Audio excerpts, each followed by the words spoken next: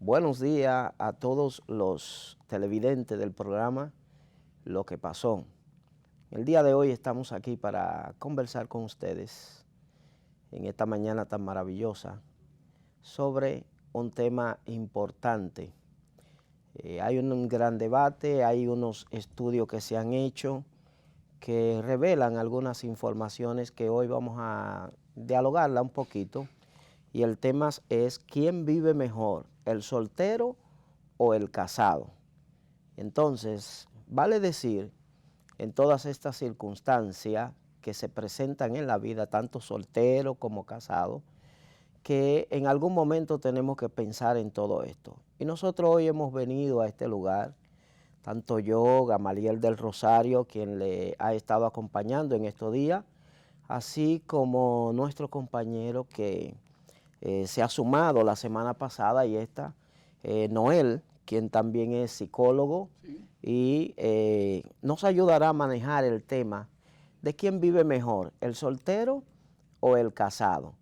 Es bueno que ustedes se vayan haciendo la idea y no solamente con las informaciones que nosotros aquí podamos darle, usted se quede, sino que también vaya buscando informaciones sobre quién vive mejor, el soltero o el casado. Noel, ¿quién vivirá mejor, soltero o casado?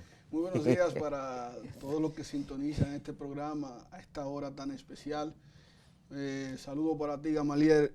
Yo digo que este tema fue muy bien seleccionado, pero es una gilet. Una gilet. En el sentido de que corta por los dos lados. Claro. Sí, porque el estatus en el que tú te encuentres en un momento determinado, de estar casado o estar soltero, tiene implicaciones emocionales, tiene implicaciones económicas, tiene implicaciones de proyecto de vida. Sí. Entonces, dependiendo de la situación en la que te encuentres en el momento, tú vas a irte a favor de una o a favor de otra. Pero el casado vive mejor, el casado vive mejor. Bueno, ahí vamos.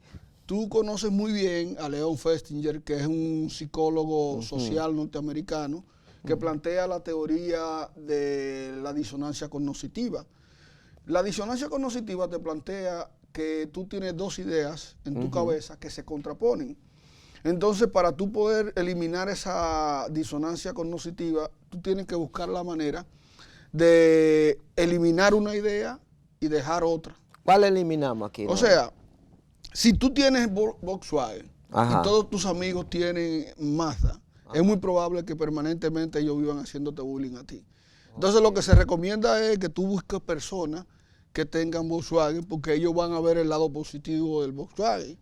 Lo mismo sucede si tú estás casado, no resulta muy estratégico que tú te vincules con amigos que también estén casados, porque el tipo de actividades que ellos realizan muy probablemente, los lugares que tú frecuentes, muy probablemente no sean los que ellos frecuenten. Bueno, entonces, pero hay un estudio, Noel, que recientemente se ha estado publicando, que en una conferencia dio una colega nuestra, una psicóloga, doctora en psicología, que ella dice que encontró en una investigación que estuvo haciendo durante algunos años que el soltero era más feliz, dice ella. Y hay otros entonces que dicen que el casado es más feliz. Sí, si tú te pones a revisar cada una de esas investigaciones y le analizas más o menos el protocolo y le analizas la metodología, tú vas a ver que tiene ciertos rasgos de sesgo y de debilidad, vamos a decirlo, científica, con este tema específicamente. Pero déjame decirte que lo que está en juego, cuando hablamos de casado soltero, el tema más importante en lo que la gente siempre insiste es en el tema libertad. Libertad. Que es lo que muchas personas no quieren sacrificar. Bueno, pero ¿qué es lo que es la libertad? La gente tenemos una... la libertad como tal... Una confusión con eso. Una confusión, sí. Pero tú sabes que el concepto de libertad es demasiado abstracto. De hecho, nosotros los psicólogos estamos en una maraña y en una torre de Babel, en el sentido de que hay tantas teorías con respecto a la explicación del comportamiento humano que algunas son consideradas como deterministas, y cuando tú tienes el comportamiento encapsulado sobre una serie de variables que no dependen de ti, sino que dependen de algo de fuera, por ejemplo, la historia, el ambiente, los procesos cognitivos, ese tipo de cosas, se te hace difícil tú definir libertad. Pero en este caso, del soltero o del casado, es tú poder en cualquier momento hacer lo que tú entiendas sin necesidad de ponerte de acuerdo con alguien, de pedirle permiso a alguien. Tú puedes estar, por ejemplo, en una discoteca, puedes estar en una charla, puedes estar en cualquier lugar, te dan las horas y tú no tienes ninguna preocupación de que tienes que darle cuenta a alguien de llamarlo. ¿Pero quién dice, Noel, que el casado no puede hacer eso? No, el casado definitivamente no lo puede hacer. Por lo menos, los estudios que tú has mencionado, los datos que se reportan es precisamente que el gran temor que tiene una persona de casarse es precisamente la coacción que tiene y el condicionamiento de comportamiento. Todo depende siempre de una otra persona que te va a pedir cuenta a ti. Bueno, y tú sabes que el cerebro es libre de estar pensando lo que se quiere con respecto al comportamiento de la pareja. Pero tuya, hay dos cosas que debo interrumpirte y abordar. Primero, para volver al proceso de lo que es la libertad. De acuerdo a la ética y a los estudios de la moral, lo que es libertad no es nada más que tú saber que puedes hacer algo y no lo haces. Esa decisión que está en tu poder de hacer las cosas, aunque no la hagas, no necesariamente tienes que hacerla. O sea, no es que tú vayas a la discoteca, no es que te quede donde un amigo, es que tú sepas que tú puedes hacer eso y decides no hacerlo.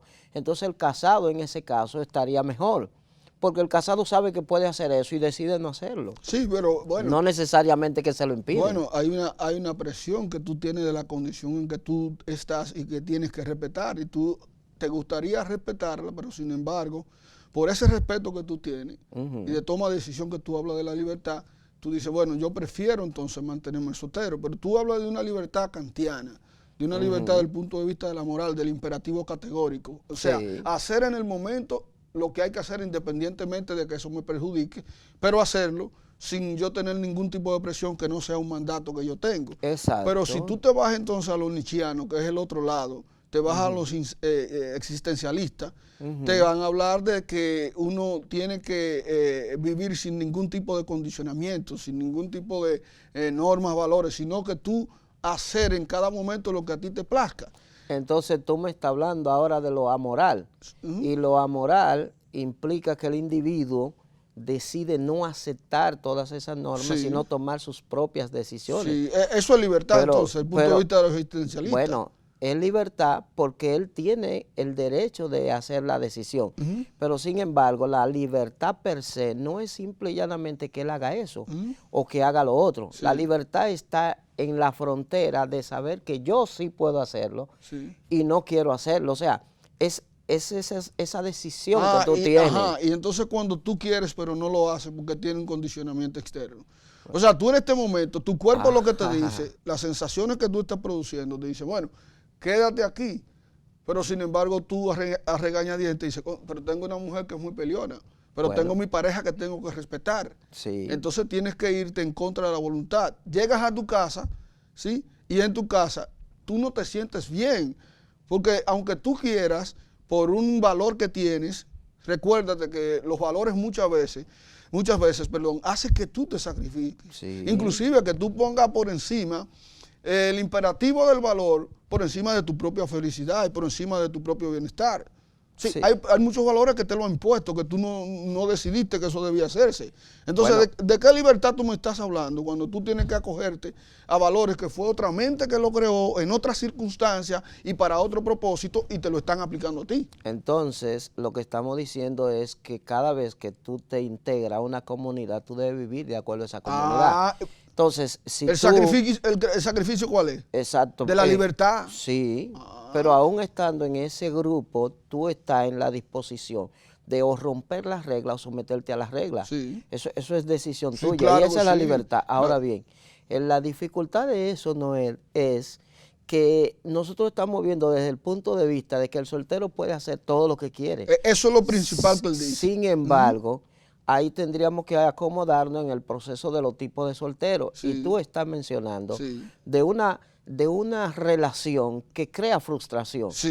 Y entonces la relación que crea frustración no da felicidad en estar casado. Sí. Ese es entonces, el que va a pensar estar soltero. Está bien entonces que él esté soltero, entonces. Bueno. Si él no se siente bien con el estatus, si él no se siente bien vinculado. Ahora, tú tocaste un tema muy importante. En la mayoría de estas personas que están solteros, hay que buscar el fondo de eso. Claro. Porque, de hecho, la teoría de los instintos te plantea que hay un instinto gregario. Sí. O sea, el ser humano por instinto necesita vivir vinculado a juntarse. personas. Y a partir de ahí también el proceso de desarrollo implica que tú estés debajo de una mujer que es tu mamá y debajo de un hombre que es tu papá, pero luego entonces tú estás llamado a construir tu propia familia. Claro. Y llega un momento en que ya tú no tienes que estar ahí. Y si te va la teoría sistémica, te va a decir la teoría sistémica que tú estás en un sistema, pero luego tú tienes que hacer tu propio sistema. Sí, sí. Que tú eres un subsistema dentro de ese sistema, pero que tú tienes que hacer tu propio sistema.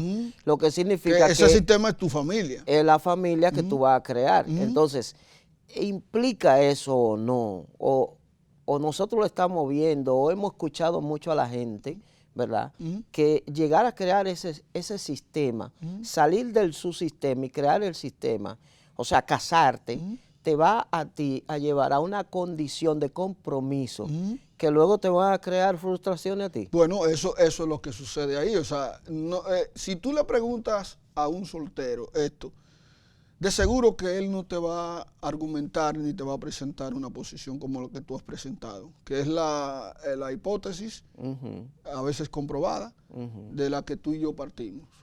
Pues, en primer lugar, tú eres psicólogo, yo soy psicólogo, estamos llamados a ver esto de un punto de vista lo más objetivo posible. Claro. Pero también tenemos una condición de casado. Sí. Nosotros tenemos una familia. Sí. Y ese hecho, de alguna manera, se constituye un sesgo que nosotros tenemos que saber manejar al momento de dar nuestra opinión. Si nosotros estamos casados, estamos con familia, es porque se entiende que nos sentimos mejor que estar solteros. Claro. Ahora, que sí. La persona que tiene un trauma, él no va a admitir que tiene un trauma, que es lo que le produce el hecho de la soltería. Porque hay que diferenciar entre soltero y solitario. Hay personas que son solteros porque son solitarios. Sí. Pero hay personas que son solteros pero que no son solitarios.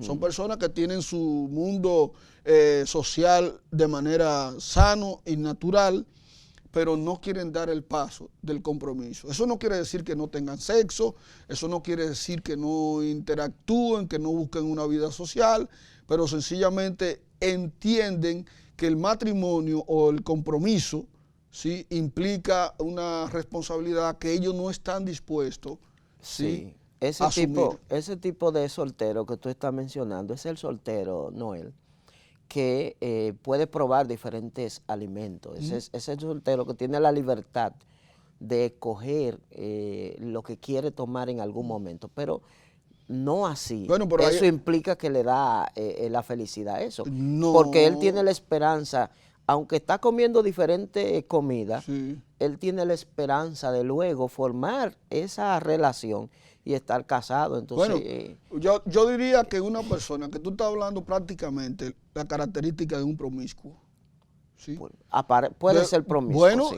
Una persona que viva permanentemente cambiando de pareja y que pueda tener varias parejas sin compromiso al mismo tiempo, cae dentro de la categoría de lo que es una persona promiscua. Y yo entiendo que para que esa persona entre en una pareja, en un compromiso que él no pueda cumplir, lo mejor que se hace entonces es quedarse solo, sí, pero y seguir con su rutina. Vuelvo y te digo, acuérdate que esos jóvenes de ahora no llaman promiscuo a eso. Ellos lo que llaman es tener facilidades, porque para ellos es importante esas relaciones, más no hacer el compromiso. Sí. Entonces, la generación nuestra y otra generación, Noel, quizás más jóvenes que nosotros, no piensan de esa misma manera. Han pensado tener su experiencia y dentro de esa experiencia adquirir cosas para luego encontrar la que ellos realmente creen que puede ser su pareja. Pero esta generación no tiene ese pensamiento. Lo que dice es que hay que probar, que hay que buscar y luego entonces vamos a ver qué pasa en el futuro. Sí, naturalmente estamos enfrente de una generación que para nosotros, que podremos decir que tú y yo estamos en el puente de un cambio, vamos a decirlo, de una transformación cultural, claro que sí, de una misma sociedad en donde hay unos criterios distintos, hay unos enfoques distintos, hay unos valores que se han modificado significativamente, otros se han abandonado definitivamente, y naturalmente que ellos van a ver la vida desde una perspectiva diferente. Entonces, en ese contexto, el hombre posmoderno, que se habla mucho de la teoría posmodernidad, donde prevalece la individualidad, donde prevalece el placer momentáneo y de ahora, no importa lo que venga mañana, y cuando el joven piensa así, no sabe que está consumiendo un placer en gran escala que luego se le puede convertir en un tormento. Claro, entonces en ese contexto tenemos que ir analizando tanto la soltería como estar casado, a ver a cuál de los dos le va mejor, en base incluso a una época social y cultural nuestra. Porque antes el privilegio era incluso encontrar a alguien que pudiese formar esa relación de pareja y que las cosas comenzaran a funcionar de acuerdo a un matrimonio. Y entonces esos eran más felices. Bueno, recuérdate que en otra época no hacer una familia, no estar casado, era un símbolo de fracaso. Por eso. ¿Sí? Sí. Hoy en día se considera como un éxito el hecho de que tú a determinado tiempo todavía sentirte pleno independientemente de que no te hayas casado. Porque, por ejemplo, si lo analizamos por el tipo de profesión, tú puedes encontrar que hay profesiones que crean todas las condiciones para que el sujeto sea un soltero. Ok, esa parte la vamos a analizar ahora, Noel. ¿Cuándo? Y incluso vamos a volver a tomarlo desde el punto de vista de los avances, de los cambios sociales y los tipos de solteros que tenemos para ver entonces a quién le va mejor después de la pausa. Bueno, está bien. Regresamos.